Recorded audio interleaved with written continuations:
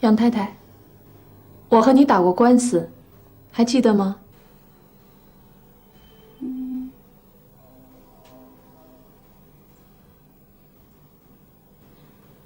你该吃药了，吃了药，你的病就会好的。杨太太，我们来找你，是为了杨德峰的事儿。你知道吗？隧道塌方了，陈茂林被抓了，是水泥质量有问题。水泥都是从杨德厚那儿买的。你还记得杨德厚是谁吗？他是杨德峰的堂兄弟。杨德厚来过你家吗？宁兰，杨太太，你想你女儿吗？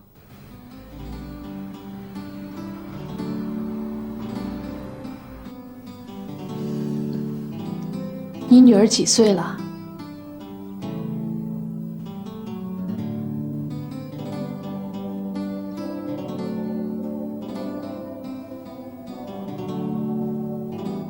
你不在家，她一定会非常想你的。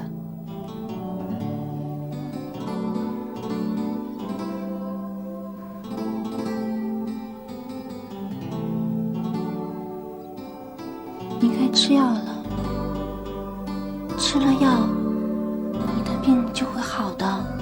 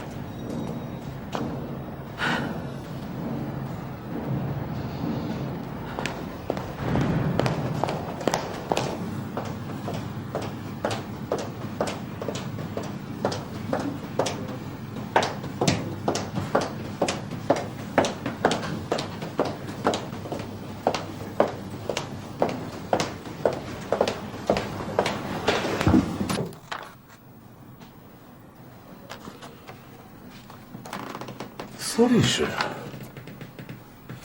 有事儿吗？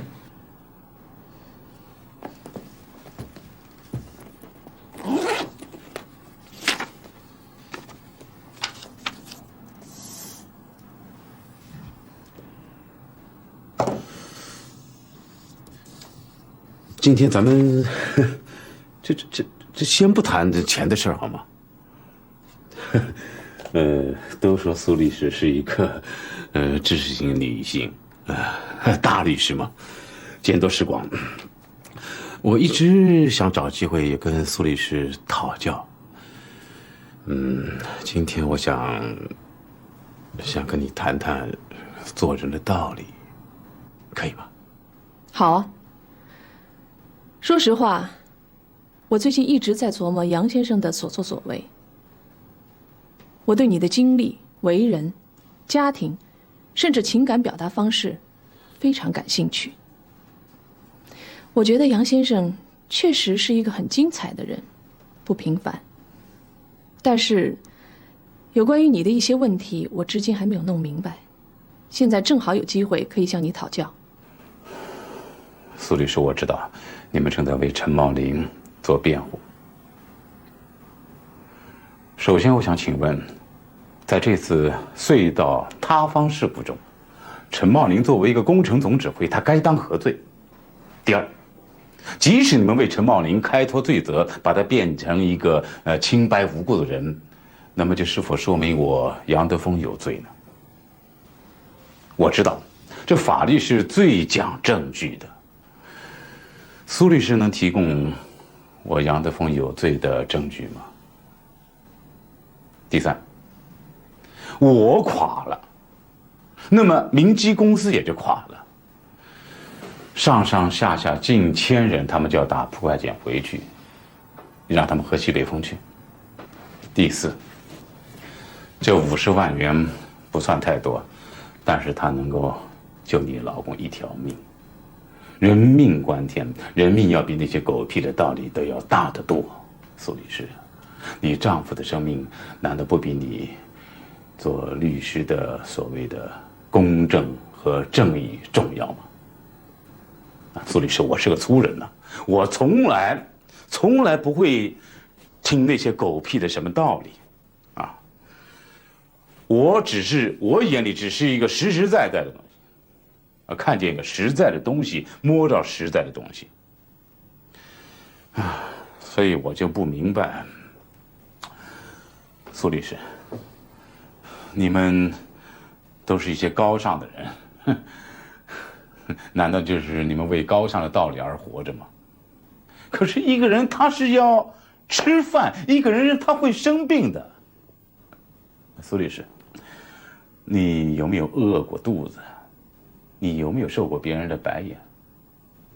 你睡过马路吗？哎，你知道我杨德峰是怎么一步一步走到今天的吗？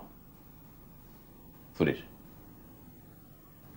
今天你们想把我给毁了，我杨德峰能不跟你们拼命吗？能回答我吗？苏律师，我们为陈茂林做辩护，是因为每一个人都有被辩护的权利，这是法律赋予他的。陈茂林是否有罪，到时候法律一定会给出最公正的答复。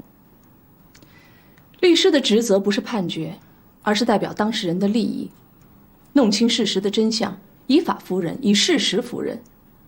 至于说是不是陈茂林无罪，就代表着杨先生你有罪，你说的对，我们还是让证据来开口说话吧。杨先生，你作为明基公司的董事长、法人代表，你手下的员工不是你个人的私有财产，他们都有独立的权利、意志和愿望，谁都不能凌驾于别人之上，更没有权利剥夺别人的生命。你的员工不是你的奴隶，你也不是他们的主子。明基公司应该是一个尊重人、爱护人的集体，而不是某一个人高高在上的王朝。不错，我丈夫的生命对于我来说，确实比什么都宝贵。就像那些死去工人的生命对于他们的妻子儿女同样宝贵是一样的道理。但是我作为律师，我没有权利仅仅为了丈夫的生命，就冷漠和忽视，甚至放弃那些工人的生命。至于做人的道理，我想这应该是最基本的。杨先生，我还想告诉你，律师眼中的正义和公正，都是一些实实在在的东西。它关系到每一个人的生命和自由，关系到每一个家庭的美满和幸福。律师受托于忧患危难之际，周旋于是非曲折之中。律师肩负的是扶正正义天平的光荣使命，捍卫的是人的尊严和自由。杨先生，难道这些不是实实在在的吗？难道这些在你的生命中都是不重要的吗？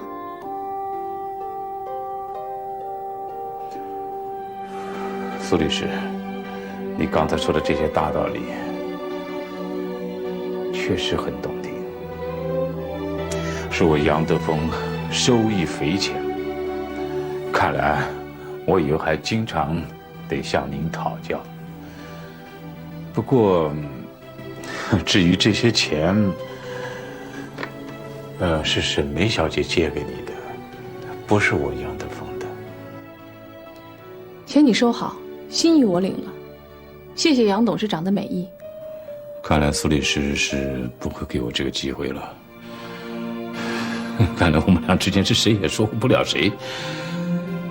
如果以后再有机会的话，我倒愿意再跟苏律师切磋切磋。会有的，我们法庭上见。好，到时候我一定奉陪到底。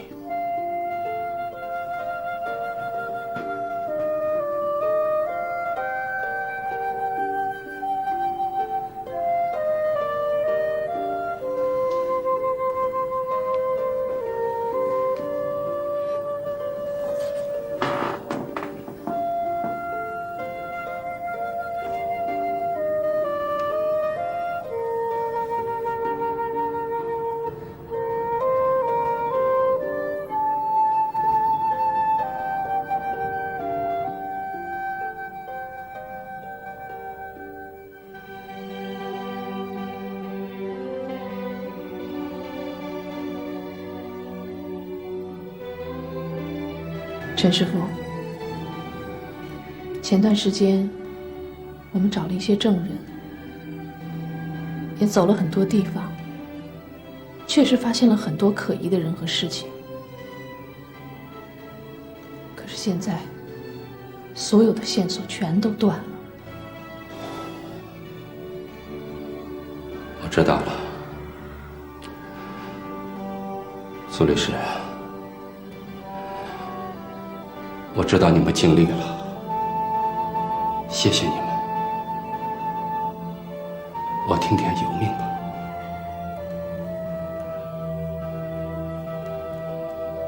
陈师傅，你放心，就是到了最后一刻，我们也不会放弃的。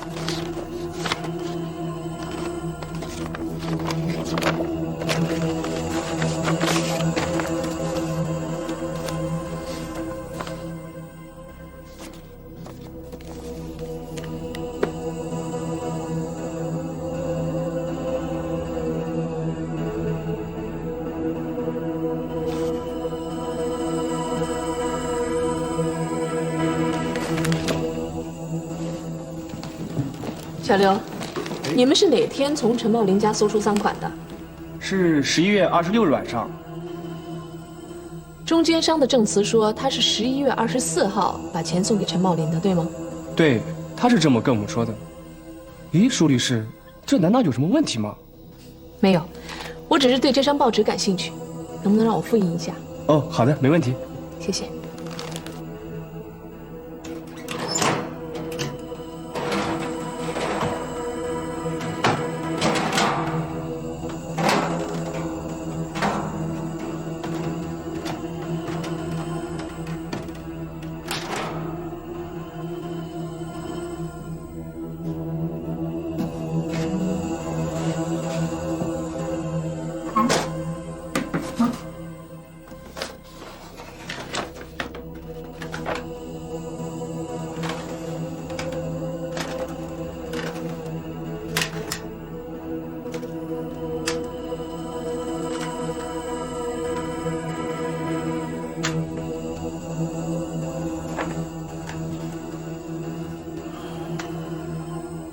小军，别睁着眼睛睡吧，好吗？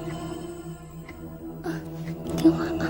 来，宝贝阿姨，你说我妈妈到底到哪去了？妈妈去医院了。爸爸，等妈妈病好了，爸爸就把妈妈接回来了，知道吗？你呀，要养得胖胖的，不然你要是瘦了，妈妈回来就不认识你了。我想妈妈。傻孩子，不想啊，睡啊，睡觉，妈妈明天就回来啊，给你带好吃的呢。睡觉，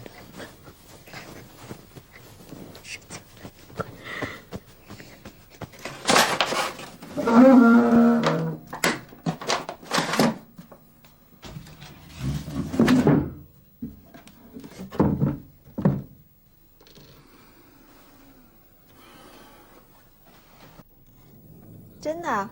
你说什么？老公，你是不是在骗我啊？你真的2天以后就要回来啦？是啊，我也是刚刚决定的，刚买的飞机票，2天以后就到。对了，这次我带一位朋友要回来。朋友？他是谁啊？现在还不能告诉你，要保密，天机不可泄露。到时候啊，你就知道了。哦，对了，他也是你认识的。我认识的？他说啊，这次是特地回来为丽人律师事务所的女律师们助阵的。哦，等从法院一回来，我就去找检察长，向他摊牌。情况你应该都清楚，万一他不同意的话，就全拜托你了。徐海，等你法院回来，我陪你去吧。不用了。检察长脾气不好，说话注意点分寸。我知道。你为什么现在才来告诉我啊？你不要命了？马上给我去住院！瞒我瞒到现在，明天就要开庭了。西海呀，西海，你就是住院回来，我要给你处分。你给我什么处分我都接受。检察长，我知道，我这个病就是治好了，我也不可能再做检察官了。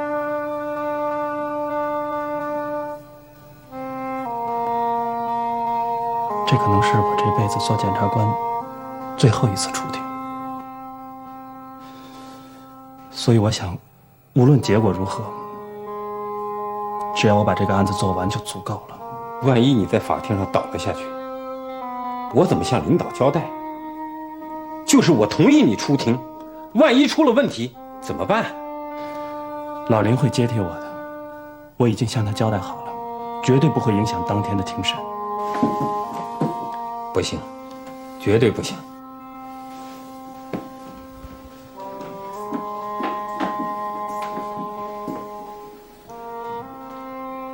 检察长，你我共事也有10多年了，我是你看着我一步一步走到今天的，就算我求你了，我以前没求过您什么。我想在以后，我在工作上也不会求您什么了。检察长，你要是不答应的话，我会死不瞑目的。我是在恳求，我拿我的生命在恳求你。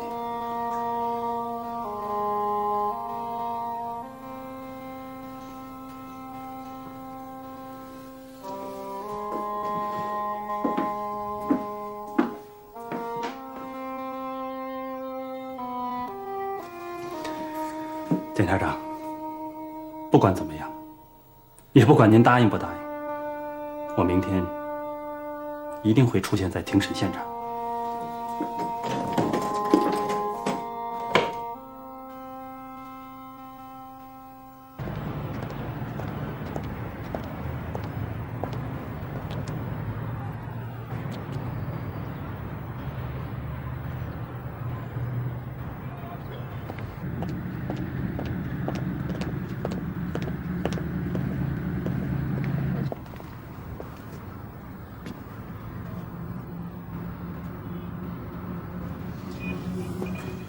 夏君，我是苏阿姨，我是你妈妈的朋友。阿姨，我不认识你，我妈妈在哪儿啊？你妈妈很想你，阿姨带你去见她好吗？你真的能带我去见妈妈吗？当然能。小花阿姨，我能跟他们一起去见妈妈吗？不可以，你爸爸可说了，外面的坏人很多。可我们是好人，我们不是坏人啊。我也觉得他们不像坏人，坏人都是男的。那好吧，你就跟阿姨他们呀去看妈妈。不过，你晚上之前一定要回来，不然的话，你爸爸可是要发火，要骂人的。好，我们走。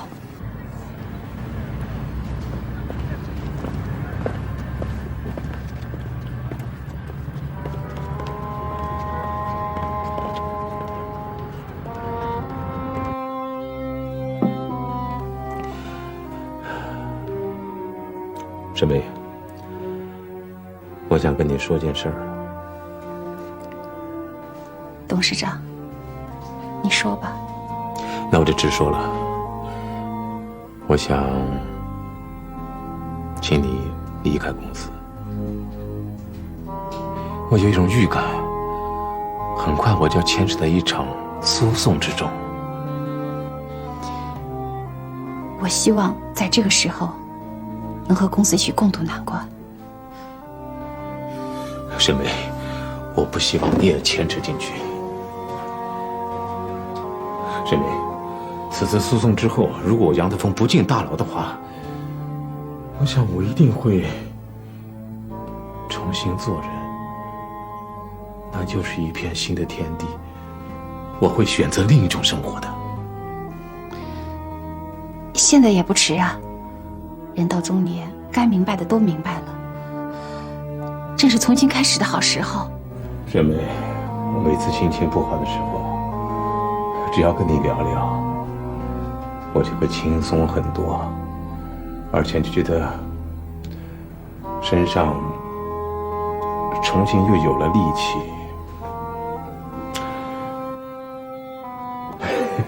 沈梅，我们说点高兴的事情吧。哎，你上南方去吧，好吧？我在那儿有个公司，虽然小，但是前景还是不错的。你知道，我们这些民营企业其实都是在剃刀边缘。你今天是个百万富翁，可是你一觉醒来，你可能就是一个负债累累的穷光蛋了。因为这个富贵和名利都是他妈的屁话。好在我在这种境地中拼打了10-20年，我总得给自己留条后路吧。你去那儿给我撑起来啊！万一明基公司垮了，我杨德峰还能活着出来，我们就一块儿东山再起。我会守住那个公司的。谢谢，谢谢你。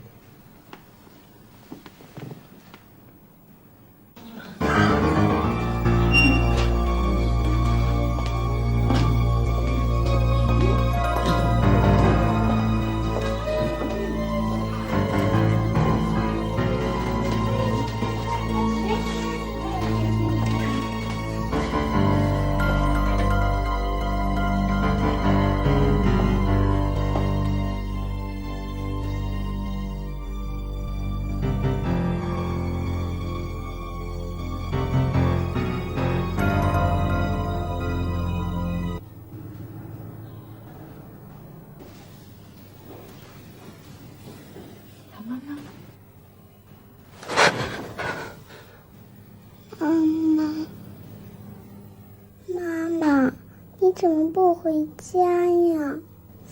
妈妈，我想你。妈妈，我每天晚上都想你。妈妈，爸爸老不回家。妈妈，昨天小慧阿姨还骂我。妈妈，我要你跟我回家，要你现在就跟我回家。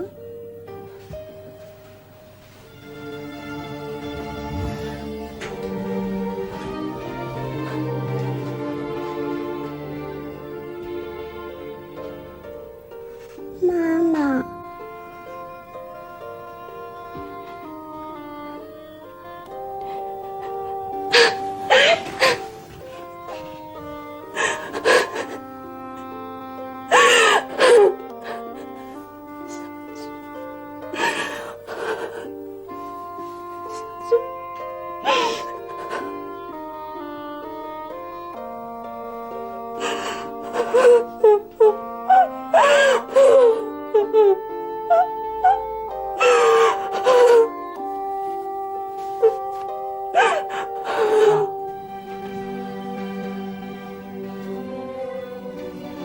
也不知道这个孙秀是真疯还是假疯，但我老觉得里面有问题。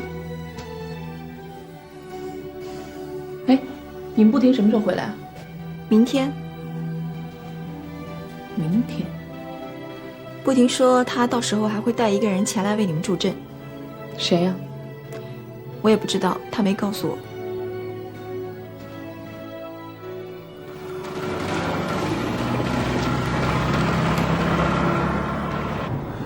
张先生，你可真是不速之客呀！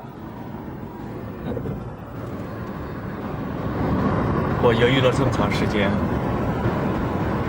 今天一下飞机，心里才算踏实。这人的一生啊，会有各式各样的选择，不能保证每一次选择都是对的，但应该是踏实的。我在美国的每天晚上，都想到这里的白天，想到他们在忙碌着，而这种忙碌，有可能是一场空。我每天工作的时候，总想这些事儿，总想到那些工人，总感觉他们的眼睛没有闭上，而我还活着，像没事的人一样活着。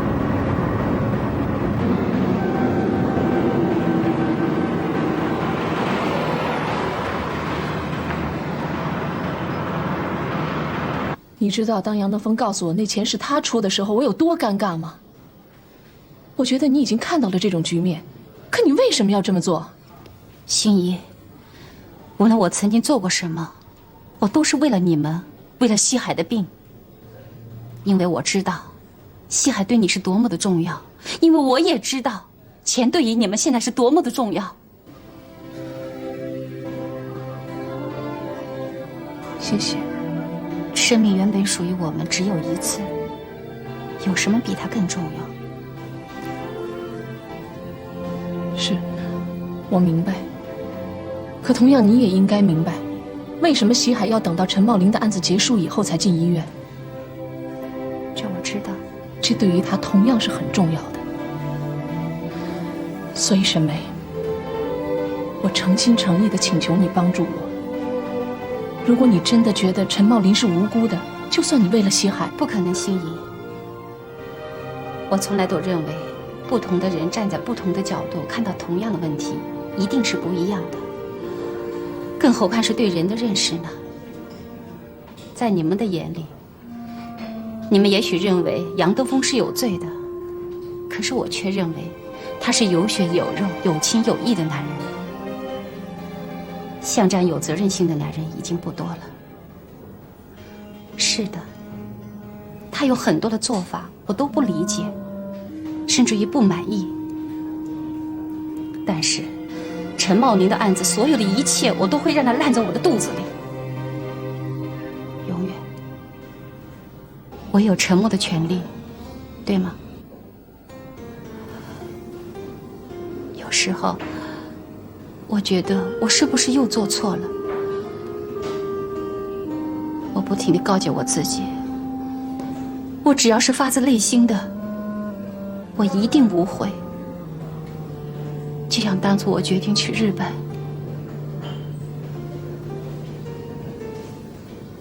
心怡，对不起。过几天我就要离开江城了，请转告西海，祝他早日康复。你要去哪儿啊？回日本吗？日本我是不可能再回去了。这次我回来时间不长，但是我却感到疲惫不堪。沈梅，自己多保重。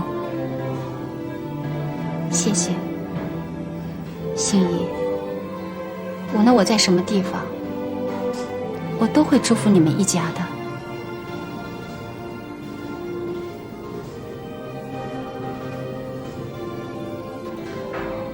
我要走了，西海的病会好的，他舍不得你。再见。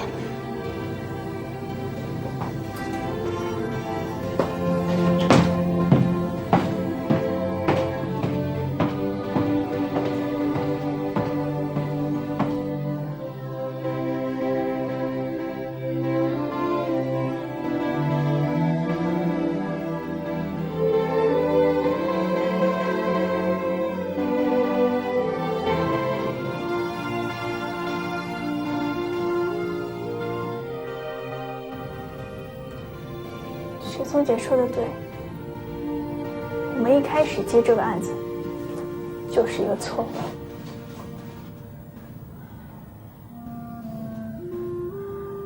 我们要是输了，我连想都不敢想。为了这个案子，雪松姐走了，律师事务所散了。心怡姐，你说这值得吗？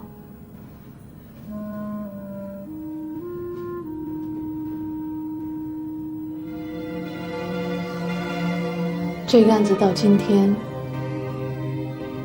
我们到底是对是错，我真的不知道。其实我不想探究了，你知道吗？西海的话给了我很大的启发。对，不管结果是输是赢，它都不重要了。只要你我明天能够站在辩护席上，我们就值得。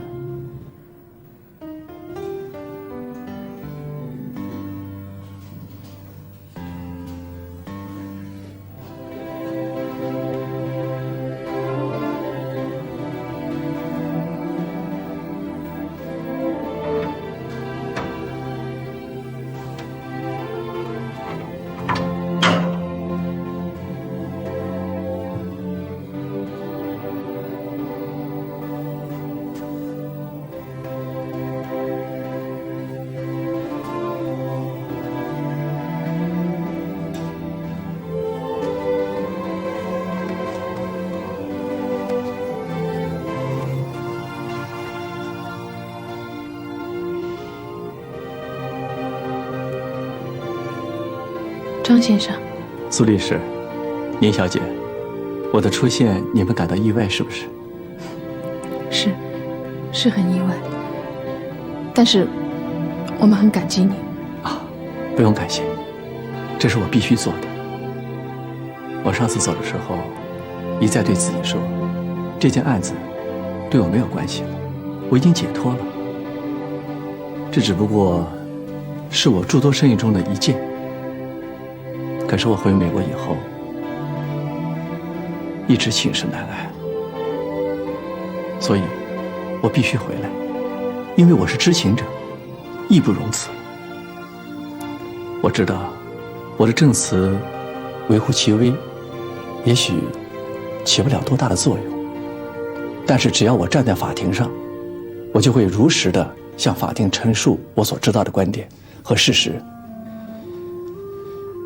这不仅仅是为了你们，为了陈茂林，更多的是为了我自己的良心。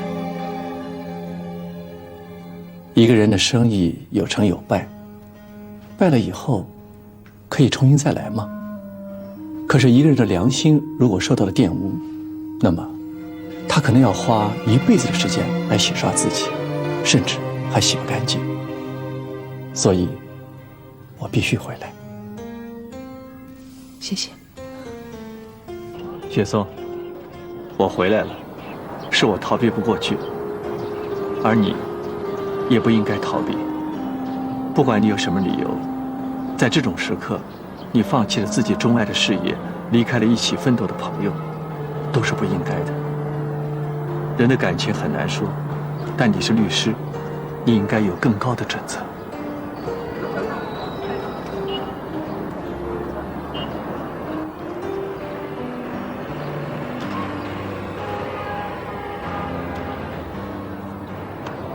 雪松，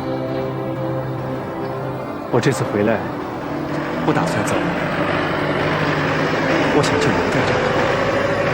不管以后会怎么样，我想我们俩一起还像以前那样正直、善良、快乐，相互理解，相互宽容，就一定能够找到属于我们自己的快乐的、问心无愧的生活。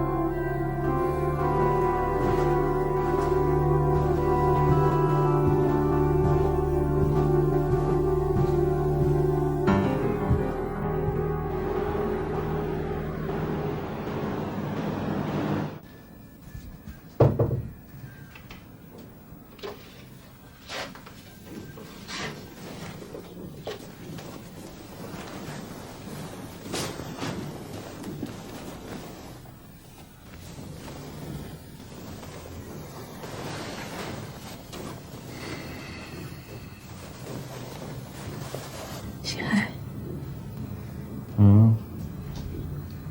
没睡呢。没呢。我在想明天开庭的事，再捋一遍思路。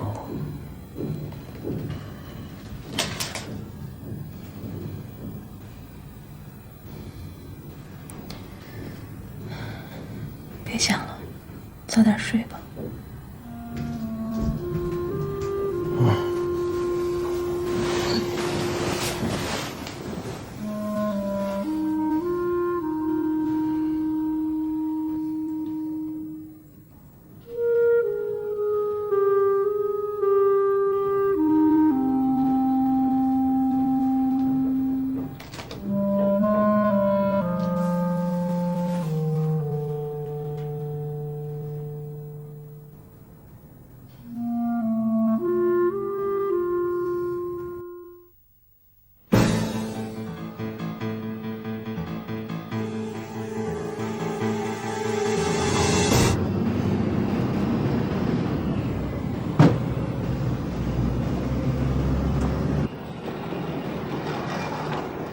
怎么样？一切 OK 吧？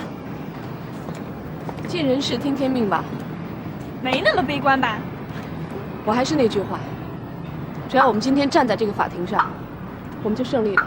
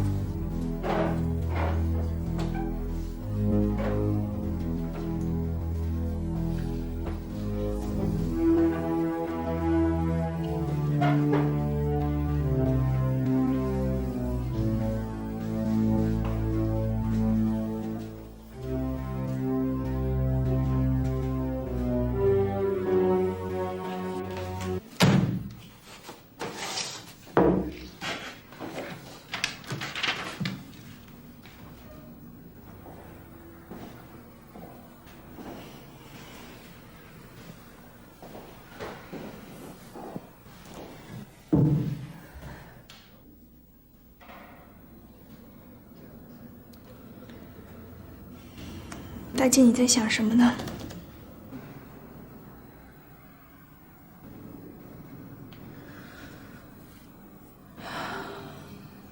我有点矛盾，到了这儿就会有一种胜诉的欲望，可真要是那样，西海能受得了吗？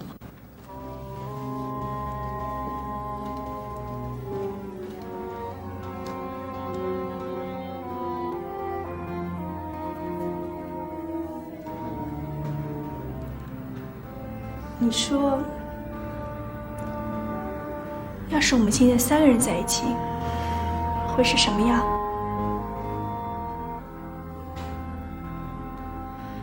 至少胜诉的时候，会有2个人和我一起记账。如果败诉的话，会有3个人一起收拾东西。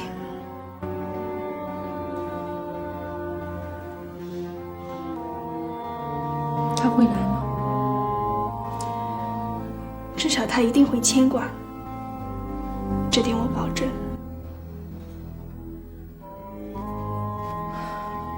哪来那么多至少啊？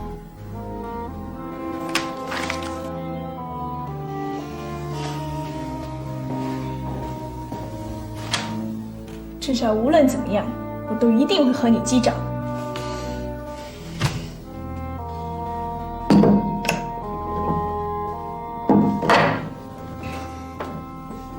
西海，怎么样？没问题吧？没事。没事。怎么那么烫啊？是不是要看医生啊？真的没事。西海，怎么样啊？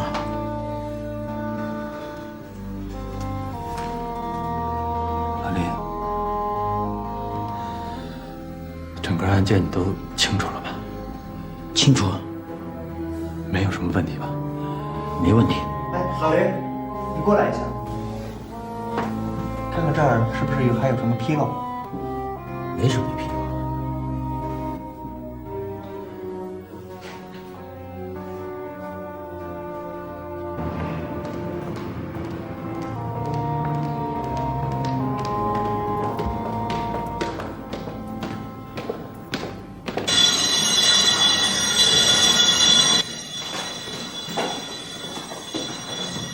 小海，哎，走啊，哎。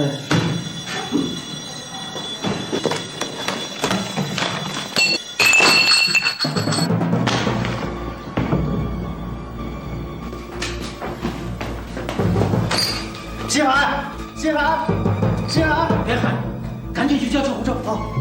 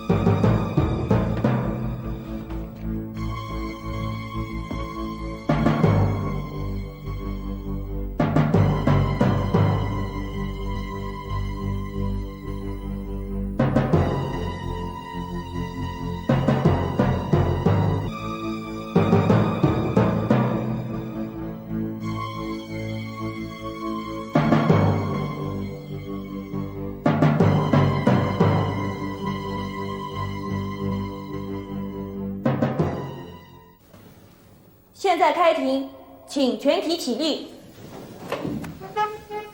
秦怡姐，秦怡姐，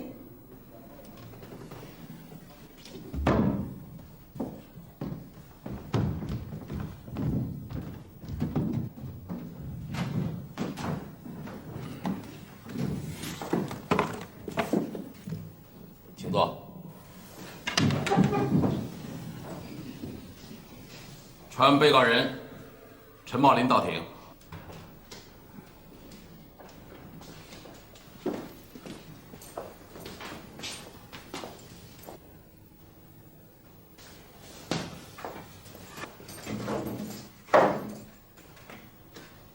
江城市中级人民法院依法组成合议庭，今天在此公开审理被告人陈茂林受贿案、玩忽职守案。被告人陈茂林，你在法庭审理过程中，依法享有下列诉讼权利：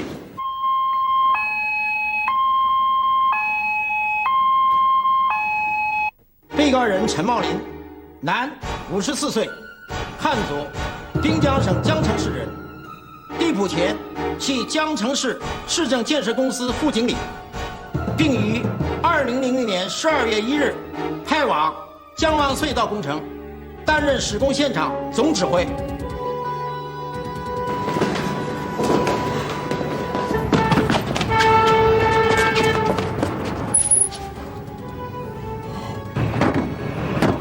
陈茂林，你在江湾隧道工程担任什么职务？我由市政公司派往江湾隧道工程，担任工程现场总指挥。具体负责什么工作？工程建设。江湾隧道工程是你负责的吗？是由明基公司负责承建的。你的意思是，江湾隧道工程是明基公司所有人负责的，包括门卫、秘书。我问的是该工程是不是你负责的？你只要回答是还是不是。我是工程的负责人之一，但是有些事情我根本就负不了责任。被告陈茂林，你认识恒利公司总经理刘恒利吗？我根本就不认识刘恒利。刘恒利什么时候向你推销他的水泥的？这些都是无稽之谈。你们双方达成了什么样的交易？我根本就不认识刘恒利，我跟他会有什么交易呢？陈茂林，你认识五保镇五保水泥厂的厂长杨德厚吗？认识，他是我杨董事长的堂兄。你为什么不直接从杨德厚的水泥厂购进水泥，却要从中介商刘恒利那儿大量的购进低标号的水泥？这很明显，陈茂林玩的是遮人耳目、明修栈道、暗度陈仓的把戏。我没有玩什么把戏。我再说一遍，我不认识刘恒利。这里有人对我进行诬陷。被告请注意，这里是神圣的法庭，根据法律规定，你对公诉人提问有如实回答的义务。我这就是如实的回答。这是江城大学建筑学院几位教授对江湾隧道工程塌方的鉴定，鉴定的结果是，导致塌方的根本原因是工程中使用了低标号劣质的水泥。秦毅，对这份鉴定我们没有异议，但和被告有什么关系吗？下面我想请出本案的第一个证人，明基公司董事长杨德峰先生。传证人杨德峰到庭。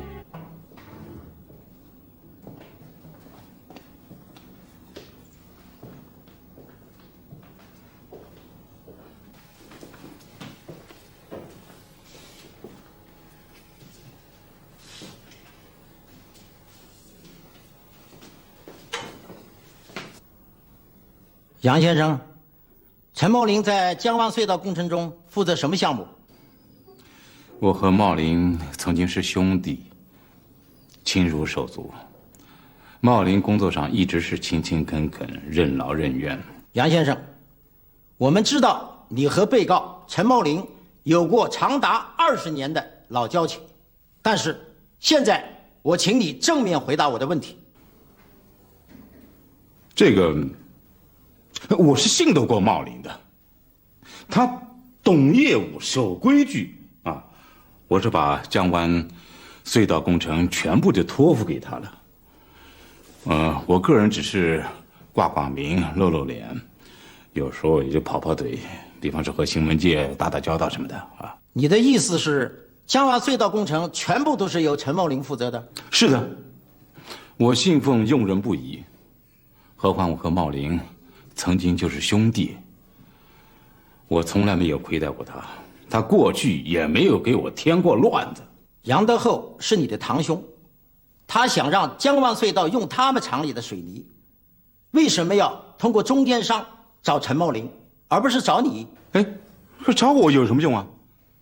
一来我堂兄跟我不和，二来他也是知道的，这个明基公司产供销一条龙业务从来不是由我说了算，都是由我的副总说了算。这在明基公司是一个公开的秘密吗？我是从来不干涉陈副总的工作的，我总是放手让茂林去干的。那么杨德厚是否有可能找别人呢？找谁都没用啊！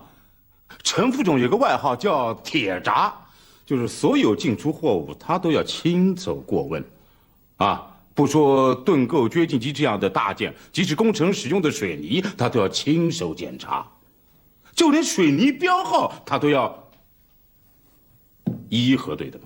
你的意思是，除非陈茂林同意，不然低标号的水泥是不可能进入江湾隧道的施工现场的。这个是这样，不过我还是有点不相信茂林他。我的话问完了，谢谢。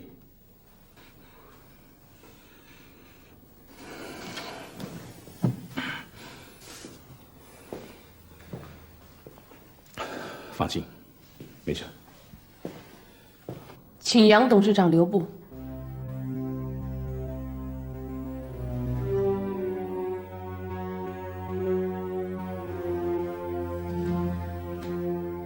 辩方想就一些重要问题请教证人。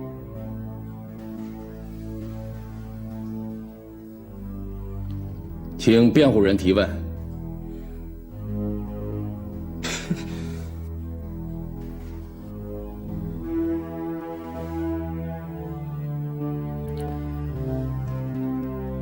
杨董事长，我想先问你一个问题：你相信陈茂林受贿案吗？说心里话，我真是不相信。但事已至此，我还有什么可说了呢？钱害人呐，害人者往往害己。我想再问杨董事长，你的堂兄杨德厚现在何处？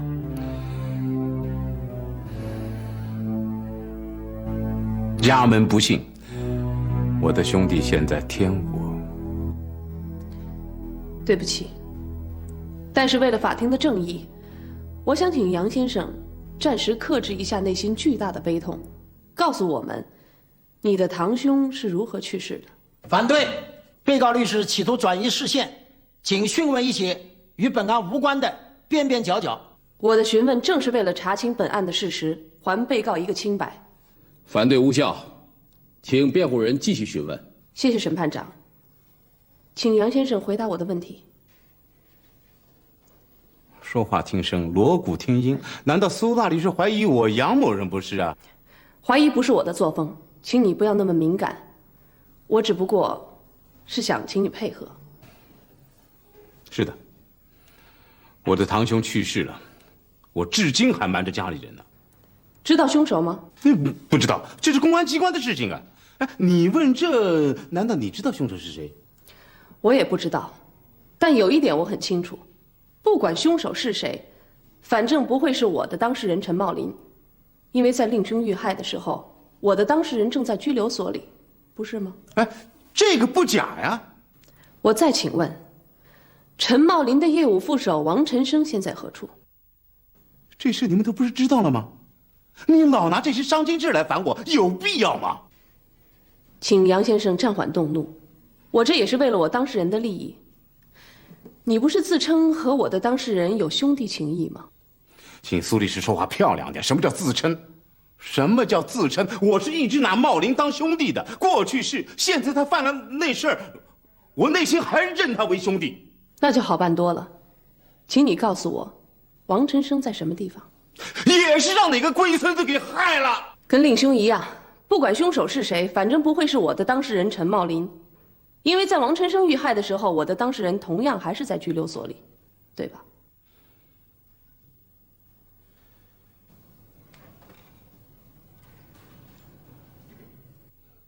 苏大律师给人做辩护，大概是不论输赢，只论终点收费吧。大律师干起这些钟点活来，那真是屈才喽。要不怎么老问些没斤没两的问题呀？啊？要不是看在苏律师有可能还我茂林兄弟的清白份上，我可是不陪你了。再这样下去，我就要学电影里的外国人那样了，啊，让你去找我的律师问去。你有权保持沉默，我有权探究真相。我们提到了2条人命大案，2位死者均与我的当事人是否受贿直接有关系，而且凶手不可能是我的当事人。正是由于2位10天前还健康无比的证人此刻无法到场，而且已经永远无法到场，才使得我的当事人的处境如此凶险。对不起，苏律师，据我所知，苏律师今天的身份应该是被告人陈茂林的辩护律师，而不是公诉人。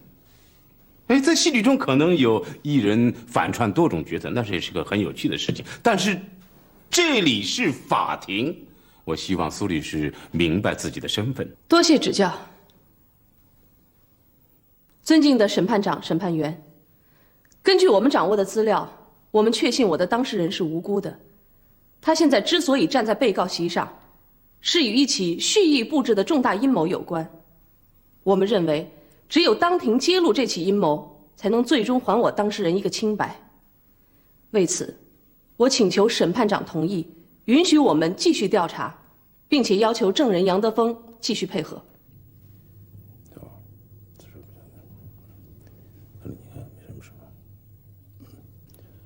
同意。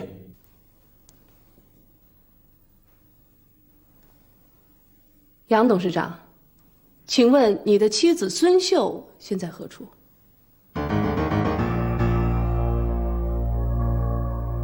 我非得回答你这个问题吗？啊，你就非得往人家身上伤口上撒盐不是？我杨德峰闯荡江湖20年，摸爬滚打无数，每个航班孔下都有一个刀疤。我非得把身子给你扒下来，让你把每个刀疤摸一遍，不是吗？这是在法庭，证人正面回答辩护人的提问，不得使用侮辱人格的语言。我老婆现在有病，在精神病院里，这下成全你了吧？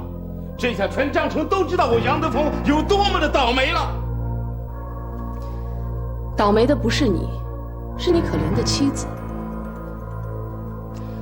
我现在可以正式告诉你，你的妻子孙秀根本没有病，她的精神完全正常。她是因为不想成为第3个冤魂，才被迫撞疯的。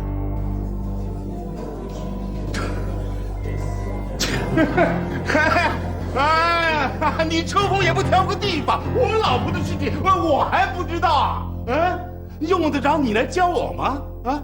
是不是眼看着你老公就要死了，你就非得拉个垫背的？你老公患上了绝症，不见得就和我有关系吧？啊？你干嘛不拿这件事情来问我呢？是吧？杨德峰，再次警告你，不准辱骂，否则将以妨碍法庭秩序对你采取强制手段。请审判长传证人杨德峰的妻子孙秀出庭。传证人孙秀出庭。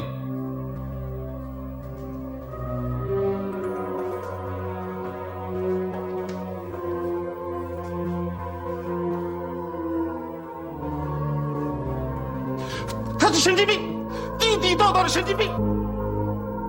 现在，请法庭允许赵不庭博士当庭宣读鉴定结论。审判长先生，经本防治中心对被鉴定人孙秀全面的医学检查和病理分析检测，被检测人孙秀的精神状况完全正常，无精神病患者所具备的病因和精神病患者所具有的病态，属有完全民事行为能力的正常行为人。谢谢。孙秀，你为什么要装精神病？为了活命。装精神病跟活命有关系吗？有。要不然，我今天就不会站在这儿了。那天，我听到了一个电话，是杨德峰和另一个男人的通话，内容是关于低标号水泥的事儿。那个人是谁？一个叫张师长的人。孙秀，请你讲的具体一点。证人孙秀，请听清楚，这是法庭，你讲的每句话都将成为定案的根据，你要对你说的话负法律责任。我讲的都是事实，我甘愿为我讲的每一句话负法律责任。那天晚上，电话铃响了，我正在房间里。当我准备起身接电话的时候，就听到电话里传出了杨德峰跟另一个男人谈话的声音。那个男人说：“死人是不会开口说话的。”杨德峰说他懂了，他不会让王晨生和杨德厚再开口说话。我没有疯，他这话我是懂的，他是要杀人灭口。就在这个时候，我就知道我自己也处在一个十分危险的境地。在他杀了王晨生和杨德厚以后，下一个就该轮到我了。所以我只能装疯，否则的话，杨德峰他就不会让我活到今天，站在这个法庭上开口讲话了。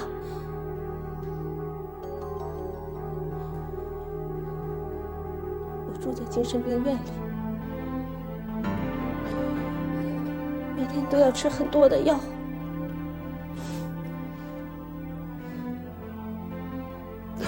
可是我想我的女儿，要不是为了她，我也不会站在这儿。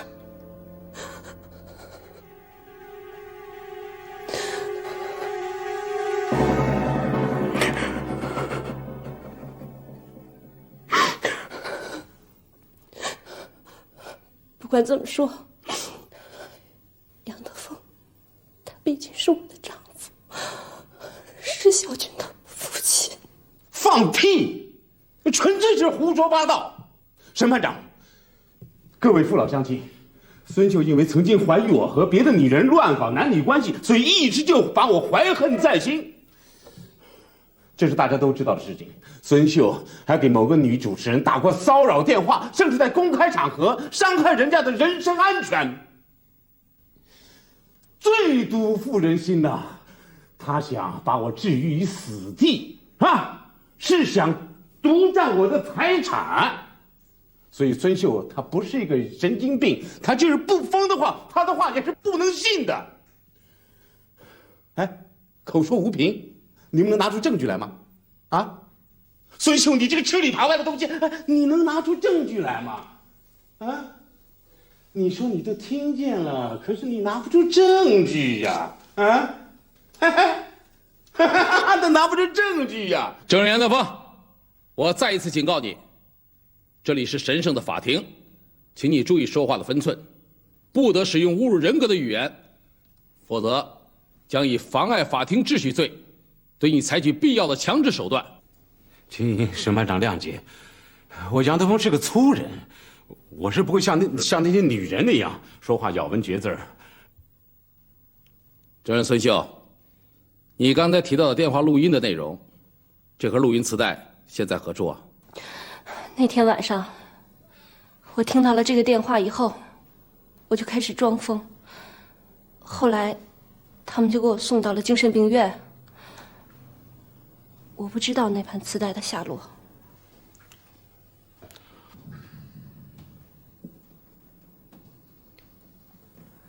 审判长，辩方请求传证人杨德峰家的保姆孙晓慧出庭作证。传证人孙晓慧出庭。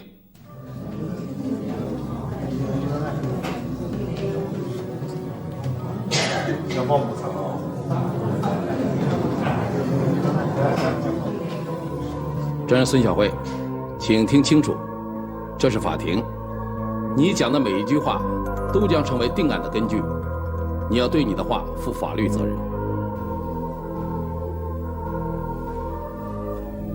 我知道这是法庭，不是菜场，我说的每句话都将作为证词，我会讲真话的。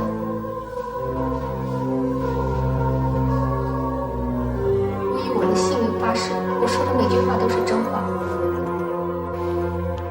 审判长，孙小慧是我们家的小保姆，是一个没有文化的乡下妮子。我真是不明白苏大律师把我们家洗衣做饭的小保姆叫到这儿来是什么意思？哼，苏大律师，我真是服了你了。我看你现在是黔驴技穷，走火入魔了吧？那天晚上，我听见老板和一个男人在电话里嘀嘀咕咕，可是我在外间没有听清楚。肃静。但是我知道，那个录音磁带放在哪儿。他把它放在阁楼上烫衣间烫衣板的夹缝里。孙小慧，这盘磁带现在何处？我把它放到原来的地方去了，因为我怕老板会发现我动过它。审判长，这盒磁带至关重要。如果它的内容真像证人孙秀所说的那样，事情就非常清楚了。那就是杨德峰和张市长密谋杀害了知情者王晨生和杨德厚，目的在于掩盖他们在江湾隧道工程中收受巨额贿赂，购入大量低标号水泥以次充好，致使隧道工程严重塌方，6名工人不幸丧生。他们才是这次塌方事故的真正责任者。当真凶被揭露之日，正是我的当事人陈茂林被昭雪之时，因此，我请求法庭立即去杨德峰家调取这盘录音带。同意吗？不是吧？同意辩方的要求，请法警立即前往现场调取录音带。孙小慧是孙秀的小侄女儿，这2个臭婊子合伙起来算计老子。等老子出去以后，老子是不会放过他们的。请法警对杨德峰采取强制手段，给杨德峰戴上手铐。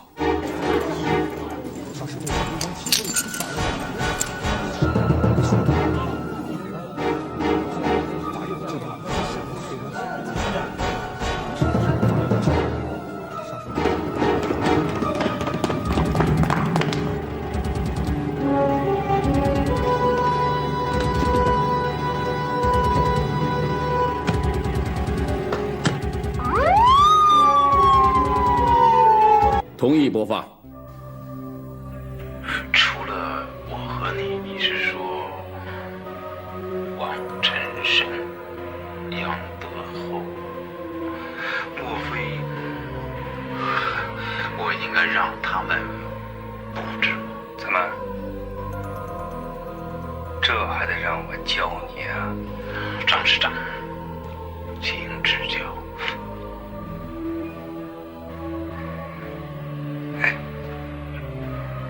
你听没听过一个笑话？那死人是不会开口说话的。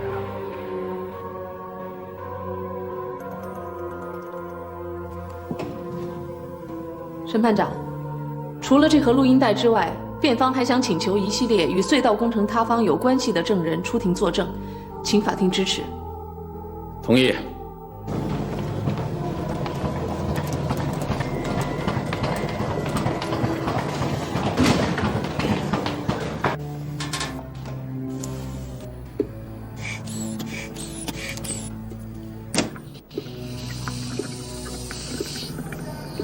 审判长，我叫张亚富，是江湾工程投资方之一。在2001年10月6日下午，我在施工现场检查施工进度的时候，发现了大量的低标号水泥。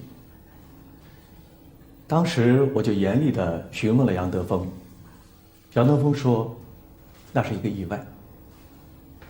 以后我也没有再追究这件事情，因为我也相信那可能是一个意外。直到工地发生塌方以后，我才意识到那不只是一个意外。虽然我现在拿不出证据来证明低标号水泥完全是杨德峰所为，但是我相信陈茂林是个替罪羊。谢谢。公诉方还有什么要陈述的吗？刚才辩方所举证的证人和证词，理由充足，证据确凿。这起严重塌方的幕后黑手已经被揭露出来，这是一起严重的权钱交易、贪污腐败的大案。本院将对这些幕后黑手进行立案侦查。也感谢苏心怡和宁兰律师为我们提供的重要的线索。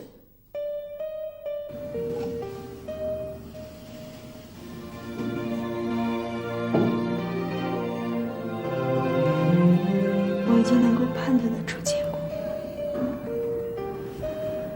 可是我为什么不快乐？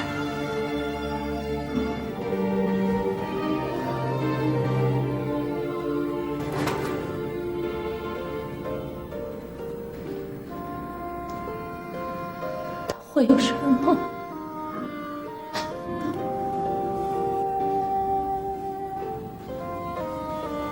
不会的。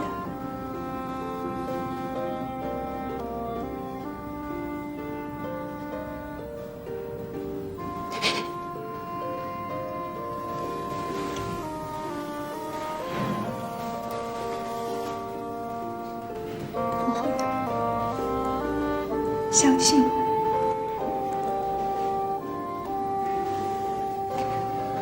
他一定不会有事的。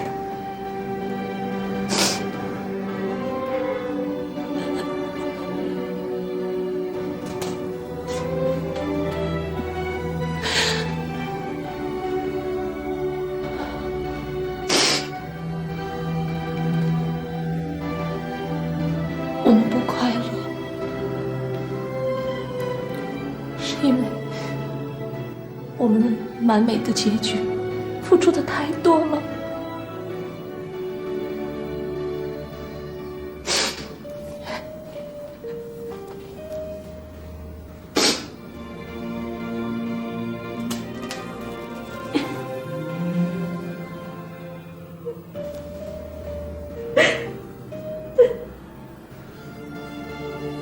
请全体起立。江湾隧道工地严重塌方的真实原因，以及造成此次塌方的真正责任者已经查实。现在本庭宣判如下：被告人陈茂林受贿玩忽职守案，经本院庭审，现判决如下：被告人陈茂林被指控的一切罪名不成立，陈茂林无罪，当庭释放。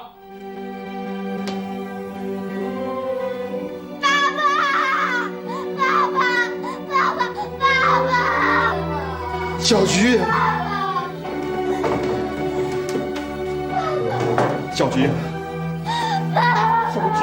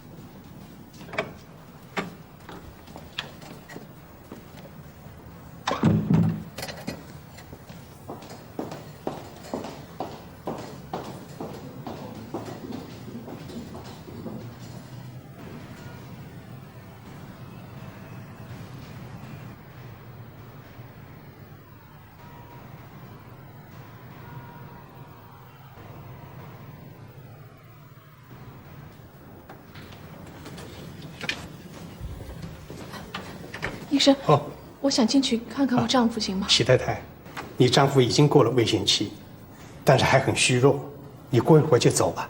啊？哦，好，谢谢啊。